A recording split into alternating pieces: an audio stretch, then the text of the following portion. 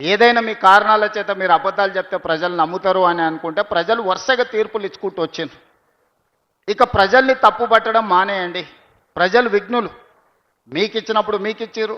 94 నుంచి 2004 వరకు టీడీపీకి ఇచ్చారు. 2004 నుంచి 2014 వరకు కాంగ్రెస్కి ఇచ్చారు. 2014 నుంచి దాదాపుగా 2024 వరకు బీఆర్ఎస్కి ఇచ్చారు.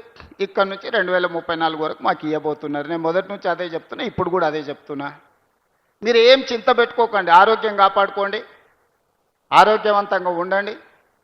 మంచి ఆలోచనలు వస్తే ఆటోమేటిక్గా ఆరోగ్యం మంచిగా ఉంటుంది.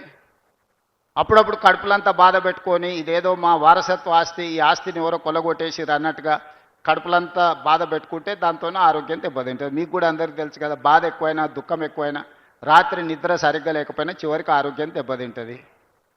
కాబట్టి ఆ పరిస్థితులు వద్దు. 10 సంవత్సరాల ఆరోగ్యాన్ని కాపాడుకోండి. పొద్దున్నే లేచి వాకింగ్ చేసుకోండి, సాయంత్రం వ్యాయామం చేయండి, యోగా చేయండి, మంచి ఆలోచనలు చేయండి, మంచి పుస్తకాలు చదవండి. 80,000 ఏం చదివారు, ఇప్పుడు మంచి పుస్తకాలు తెలంగాణ సమాజానికి ఉపయోగపడే పుస్తకాలు కూడా చదవండి.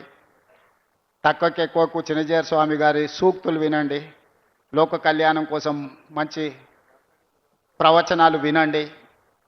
అంతే తప్ప ప్రజల మీద విషయం గక్కి మమ్మల్ని ఏదో శాపిస్తే ఏమి జరగవు. పిల్లి శాపనార్థాలకు ఉట్టి తెగిపడదు. మీ శాపనార్థాలు ఎన్ని పెట్టినా నాకు సంతోషం. వాళ్ళు చాలా బాధతోని మమ్మల్ని అంటున్నప్పుడు నాకు ఒక సాడిస్టిక్ ప్లెజర్ అంటారు కదా, అబ్బా బాగుంది కదా అనిపిస్తుంది. ఎందుకంటే వాళ్ళ బాధ చూసినప్పుడు. అంత బాధపడు మీకు అక్కర్లేదు. ఈ ప్రాజెక్టుల్ని పూర్తి చేస్తాం.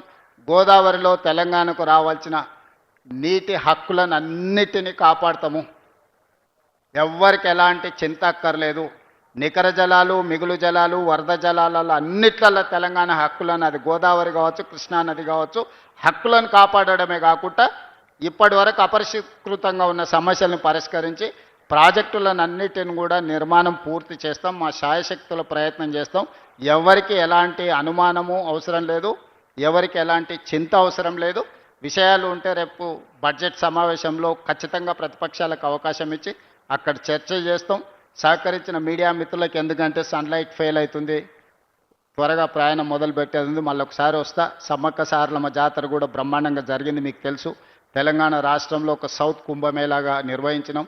చిన్న చిన్న అక్కడక్కడ ఏమైనా నిర్వహణలో ఉన్నా మీరు అందరు సహకరించి ఒక గొప్ప మేళాను మీరు అందరూ చేసిండ్రు. ఇంకా దాన్ని అభివృద్ధి చేస్తాం. శాశ్వతంగా అక్కడ వసతులను కూడా ఏర్పాటు చేస్తాం. నిరంతరం అక్కడికి భక్తులు వచ్చి దర్శించుకునే విధంగా అన్ని ఏర్పాట్లను చేస్తాం. మళ్ళొకసారి నాకు సమ్మక్క సారలమ్మ వచ్చేది ఉన్నది. ఆ రోజు వివరంగా మీ అందరు పాత్రికేయ మిత్రులతో కూర్చొని భోజనం చేసి అన్ని వివరాలు మీతో మాట్లాడి వెళ్తా. తొందరలోనే ఇన్ఛార్జ్ మంత్రి గారికి, శ్రీనివాస్ రెడ్డి గారికి సూచన చేస్తున్నా.